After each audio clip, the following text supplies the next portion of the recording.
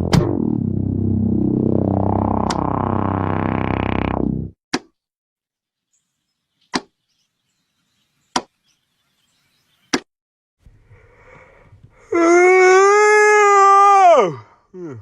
morning, everybody. How you doing? You doing good? All right, good. Today we're looking at some entitled parents again. You guys were liking the last one, so guess we're doing it again.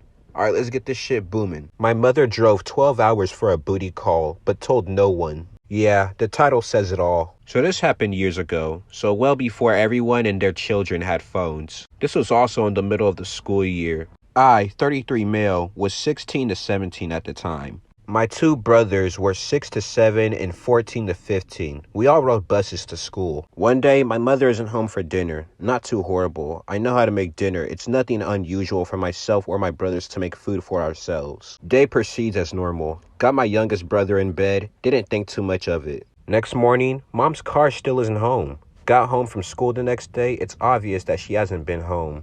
At this point, I should also mention I have no car. So I call my grandparents and ask them if they know where she is. They don't. They brought us some staple groceries and checked in on us, but left us home because, I babysat plenty of times. Day 2, late at night, my mother finally calls. She drove 12 hours to go see her ex-husband. She'll be back home in a few days. We stayed at my grandparents for the rest of the week. Years later, my grandmother told me that was the last day I ever had any respect for my mother. I honestly assumed that it was a generational thing, but once it was pointed out to me, I had to agree. Can't even lie, I would lose respect if my child did anything like that, cause you really just sat up here and abandoned your kids, like no money for food or anything, just straight up and out of there, don't tell them where you're going or anything. And not only did you do that, you were also gone for days. And even on top of that, you drove 12 hours.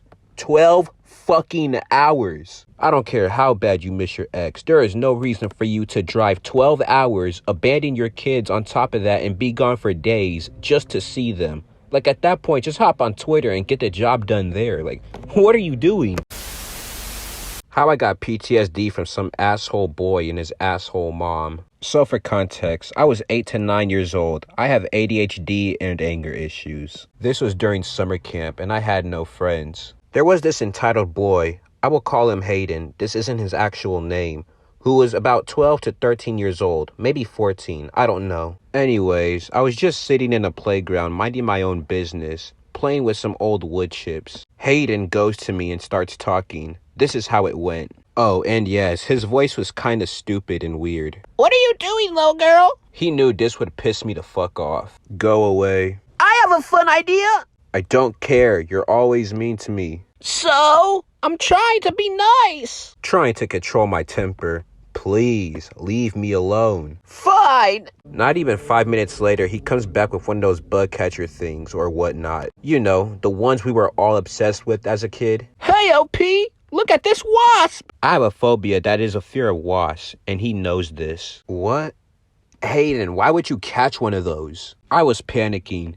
He then proceeds to shake the container violently, then throw it at me. The lid popped open and the wasp was chasing after me, and Hayden was laughing. So was his dickhead friends. It didn't take long for the wasp to catch up to me. It stung me about 2 times before the teacher realized what was going on. It stung me a bit more before I passed out. When I woke up, I was in a nurse's office or whatever it was. My mom and dad had to be called in, and they were pissed.